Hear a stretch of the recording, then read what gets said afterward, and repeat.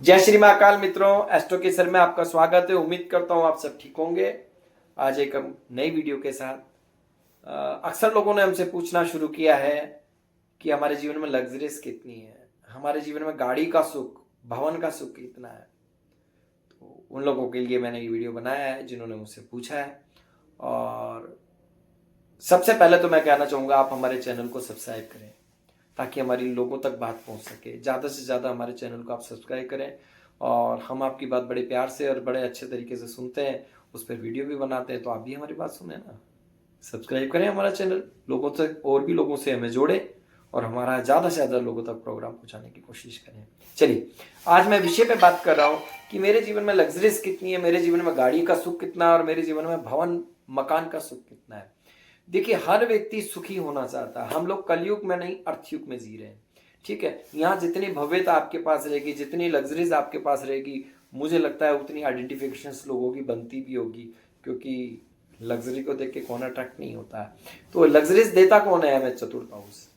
चौथा हाउस आपको property, luxuries और अच्छी गाड़ी का सुख देता है। अब ये अच्छी गाड़ी का सुख से तात्पर्य क्या है भाई?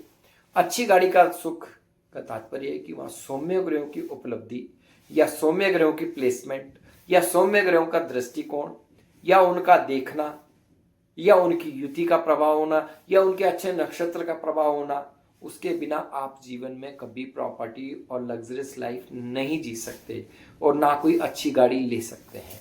अब ये वाहन सुख सबसे पहले कहां से मिलता है? वाहन सुख आपको सबसे ज्यादा देता है शुक्र, क्योंकि शुक्र की प्लेसमेंट ही आपको देखनी होगी कि मेरे लाइफ में लग्जरी कितनी है। क्योंकि वैभव का कारक, देखिए, एक होता धन और एक होता उस धन का उपलब्ध यानी कि खर्च करने की कैपेसिटी, उसको आपको किस तरीके से करना है। तो यहाँ पे बृहस्पति की भी बड़ी भूमिका रहती है, क्योंकि बृहस्पति विद्या बुद्धि धन और संतान के कारक होते हैं। तो धन तो वर्ड आया है उनके इस कथन के अंदर, तो धन के दाता तो बृहस्पति है। लेकिन उस धन को भोगना कैसे, उस धन का निर्वाह कैसे होगा आपके जीवन में, इसकी प्लेसमेंट तो शुक्र देंगे ना आपको। तो शुक्र की प्लेसमेंट यदि चतुर्थ हाउस के अंदर बहुत अच्छी है या चतुर्थ हाउस को कहीं से भी देख रहे हैं, तो ये तो आंख मीच के आप मान लीजिएगा कि आपके जीवन में प्रॉपर्टी बहुत अच्छी आने वाली है और बहुत अच्छी आपको गाड़ी मिलने वाली है और भव्यता से आप जीने वाले हैं।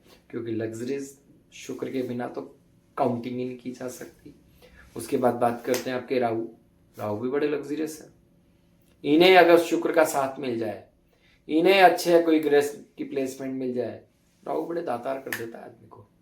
और चतुर्थ क्षमा कीजिए, चतुर्थ हाउस में मैंने अक्सर देखा है कि राहु जब यहाँ होता है तो लग्जरीज तो बहुत देता है वो, ठीक है, और कई बार समस्त सुखों को भी छीन लेता है। ये राहु की प्लेसमेंट के बिना नहीं देखा जा सकता, लगन के बिना नहीं बताया जा सकता।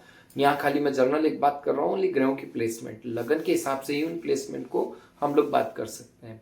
तो यहाँ पे राहु आपको बहुत लग्जरियस चीजें देता है और देगा, क्योंकि उसका काम है आपके माइंड को डाइवर्ट करना, आपको एक जगह स्थिर नहीं रहने देगा। वो कभी ये कभी वो कभी ये राहु का काम है। और शुक्र आपको लग्जरी देता है, अट्रैक्ट करवाता है। शुक्र का काम क्या है साहब?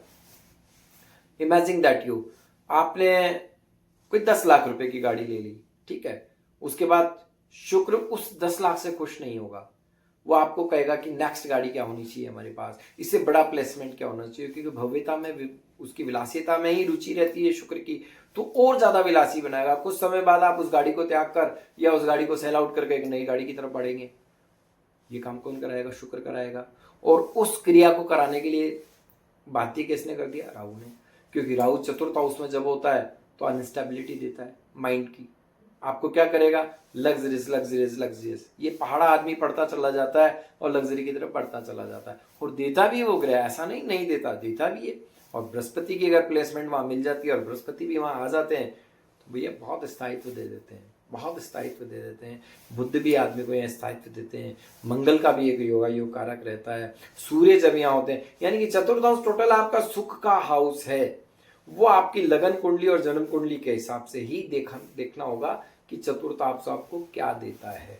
लेकिन यहाँ पे मैं इतना बोलूंगा, शुक्र देता है तो छप्पड़ फाड़ के देता है भैया। शुक्र की प्लेसमेंट ही देखना।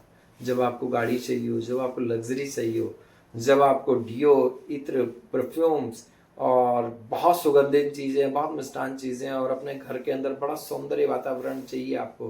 तो शुक्र की प्लेसमेंट के बिना ये सब संभव नहीं है। जब तक शुक्र अच्छे नहीं होंगे आदमी इस तरफ कभी नहीं बढ़ेगा। इसलिए अपनी जन्म पत्रिका निरीक्षण समय टू समय ज़रूर करवाएं और अपनी शुक्र की स्थिति का ज़रूर देखें कि चतुर्थ हाउस में मैं वाहन लेना चाहता हूँ और वाहन मेरा किस लेवल का होगा और किस तरीके से मैं उसको ले पाऊंगा अपने जीवन के अंदर और कब ले पाऊंगा, ये आपकी जन्मपत्री का निरीक्षण करने के बाद ही पता कर पाएंगे ना आप जुड़े हमसे, अपनी जन्मपत्री का विश्लेषण प्राप्त करें और सहज और सरल उपाय के साथ मैं आपको बताऊंगा ये योग आपके जीवन में कब फलीभूत होगा। खाली आपको क्या करना है, हमसे जुड़ना है, जुड़े रहिए। ठीक है, हमारा चैनल सब्सक्राइब करें और आप ज़्यादा से ज़्यादा लोगों को हमारे साथ जोड़ें और फिर आपकी समस्या को हम बड़े प्यार से सुनेंगे और उनका बहुत सहज और सरल उत्तर आपको तक जरूर पहुंचाएंगे। जय श्री माँ काली।